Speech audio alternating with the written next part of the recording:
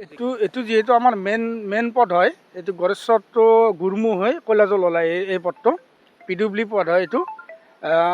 আজি 15 বছৰে তাৰমানে আমাৰ এই পদটো কোনো ধৰণৰ মেৰামতি কৰা দেখা পোৱা নগ'ল। আৰু গুৰমুৰ পৰাই কৈলাজললৈ যিহেতু আমাৰ সেইটো কামৰূপ পৰে, সেইখিনি মেৰামতি কৰিছে, কিন্তু আমাৰ BTADখিনি আজিৰ তাৰিখলৈকে একো মেৰামতি নকৰিলে চৰকাৰে, যিহেতু দুখন চৰকাৰে থাকিল। স্বয়ং আমাৰ ইয়াতে তাৰমানে প্ৰমোদ বড়ো আছিল, চিফ আছিল, তেখেতৰো নিজৰ সমষ্টি হয়, তেখেতেও একো নকৰিলে। আৰু আমাৰ BJP চৰকাৰৰ প্ৰেচিডেণ্ট ভৱেশ কলিতা আছিল, ভৱেশ কলিতা MLA আছিল, তথাপিতো আজিৰ তাৰিখলৈ আমাৰ এই ৰ'ডটো একো মেৰামতি কৰা নগ'ল বিগত বছৰত।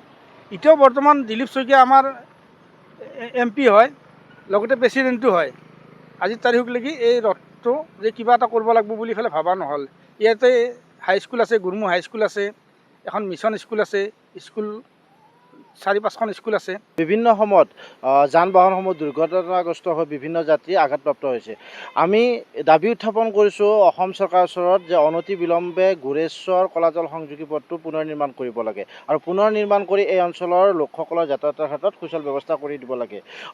আমি ক'ব বিচাৰিছোঁ, বৰ্তমান দৰং ওদালগুৰি লোকসভা সমষ্টিৰ সাংসদ দিলীপ শইকীয়া বৰ্তমান ৰাজ্যিক BJPৰ সভাপতি, তেখেতৰ সমষ্টিৰ অন্তৰ্গত এই পথটোক তেখেতক বহুবাৰ আমি অনুৰোধ কৰিছোঁ যে এই পথটো নিৰ্মাণ কৰিব লাগে, কিন্তু তেখেতেও কোনো ধৰণৰ এই পথটোৰ ক্ষেত্ৰত পদক্ষেপ গ্ৰহণ কৰা পৰিলক্ষিত হোৱা নাই।